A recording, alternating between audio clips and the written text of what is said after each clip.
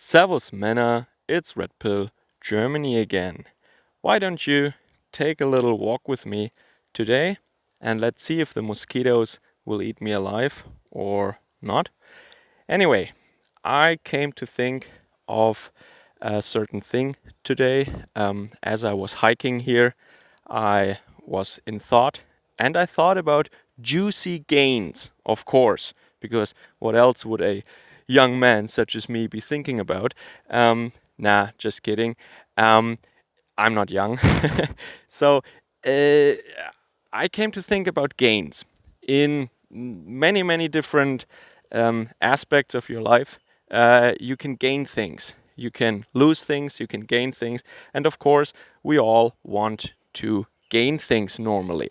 When we talk about gains, it is sometimes in the context of your physique or working out, muscles or stamina or something like that, technique also. Something physical you train for, especially young people, for obvious reasons, are sometimes obsessed with that. We can also talk about financial gains, of course. Investors want to increase their wealth or get return on their investment. And there are many things. For example, social contact, your social network, a good mate, a partner, a family, having many children. That is also a form of gains, of course. And when you think about all that, you become aware of the fact that these things are not independent of each other. Yeah, they if you optimize one thing, you might have constraints. You end up being faced with limits in the other categories. Yeah, and young people don't have time. They can't afford to be slow. They have to move fast. Not like this snail here, but you will see if you obsess in one category and you focus on that. Like, let's say you spend all your time in the gym. Maybe your intellectual gains will suffer, like your grades in school or your performance at university or in your job or whatever, right? And it goes with all of these things. Huh? If you, like, this is what I did when I was young. I was spending all my time in the library and in the lab in order to become a physicist. I worked extremely hard, and that cost me a relationship. My girlfriend at that time, she had different ideas. And that is, in retrospect, of course, it was a good thing that I stuck with physics because she was not a very good person. But that is neither here nor there. It goes to show that there are constraints. You can only spend your character points, if you wish, within certain bounds. You don't have infinite points to max all your different levels. And this is what especially young people, but also older people, they tend to forget about that. They obsess about one thing because their friends are really into it, or it just seems like something they can make easy gains. They see some progress and they get motivated, which is a good thing, but they obsess about it. And this is the hard thing, I guess. This is an important life lesson that you should sometimes meditate on. Am I focusing too much on one thing? Of course, there are different dependencies between these different categories than just the saturation or over-obsessing interaction. So there is also a positive one, mind you. Yeah? If you do some sports, if you eat healthy, that with in moderation, of course, will benefit you also in your academic pursuits. Yeah? A healthy body and a healthy mind that is known for much longer times than the ancient Greeks, I think, but we attribute it to them. Yeah, a healthy mind lives in a healthy body. So if you eat healthy, if you have some exercise, if you go jogging or if you go hiking, that will benefit you. You have better sleep, your head is much clearer. So that's a good thing. Yeah? So be aware of the positive and negative dependencies between the different pursuits in your life.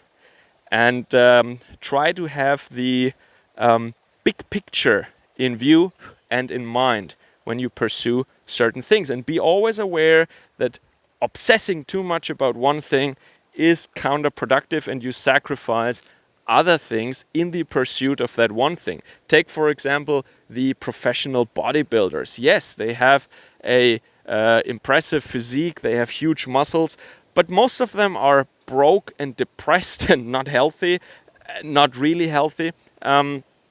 So that is a good example, I think, of someone who in the pursuit and in, I think we can all agree on that, obsessing about one thing, that is like how big your quads are or how big your chest is or something. In the pursuit of that one thing, they sacrifice a lot of other things. For example, financial gains. Maybe their depot is not doing that well. Maybe their portfolio is not looking that impressive.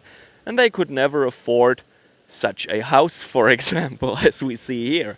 This nice German castle here with this very nice little creek and this little basin here, little bridge, and a tiny waterfall. How nice is that? And those sandstone formations here, very romantic, very beautiful.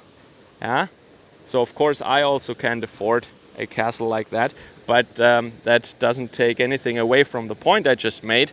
And the medieval YouTuber Walther von der Vogelweide, he already talked about that. He said he wants to have 3 things and put them into a shrine, and that is honor, worldly possessions, so wealth, and the Gottes Huld. That means, I'm translating freely here, live a righteous life that would please God. So living according to God's laws.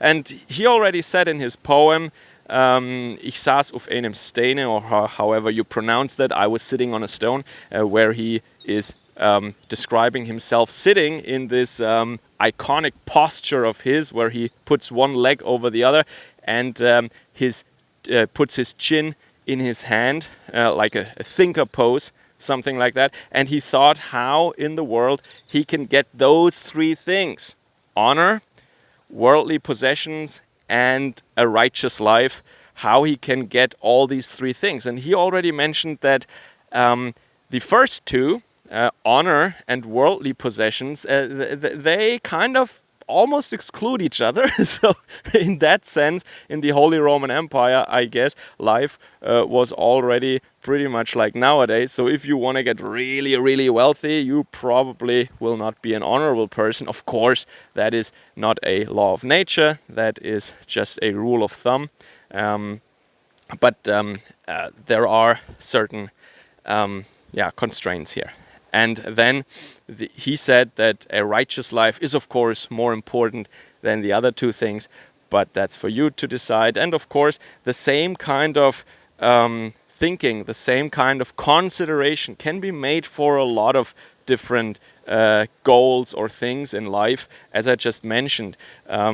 Mental health, social network, family, wealth, intellectual or academic or professional pursuits that require maybe a lot of studying and overtime and so on.